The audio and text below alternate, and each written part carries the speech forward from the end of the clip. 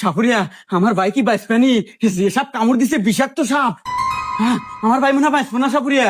এই তুই কোনো টেনশন করিস না, আমি 42 বছর সাধন করা চিঙ্কু সাপুরিয়া, আমি 100 শুনে হাফ কেজি বিষ নামানা দেই। নন ঠিক আছে? নন নন মরে গেল মনে হয়, তাড়াতাড়ি আসেন।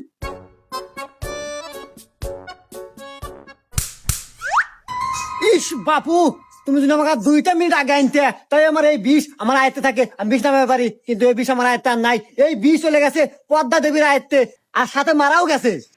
আচ্ছা সাপুরিয়া, আপনি জানি কত বছর সাধনা করিয়া আপনি সাপুরি হয়েছেন? ওই কথার কই না বাপু, পুরো 42 বছর সাধনা করে আমি সাপুরিয়া হচ্ছি, এ কি জানো জানো কথা? হ বাপু, খুব কষ্ট তাই না? আচ্ছা সাপুরিয়া সাপ, আপনি যে কইলেন ওই মারা গেছে, আরে বাপু ও তো সাপই কামড় দেয় নাই, ও তো ঘুমাচ্ছে। আর যাক সাপ কামড় দিছে এ তো ঘরের মতো। হুমুন্দি কয় গিরা না, এত পেশাল পারে ঘুমায়ও শান্তি নাই। হ্যাঁ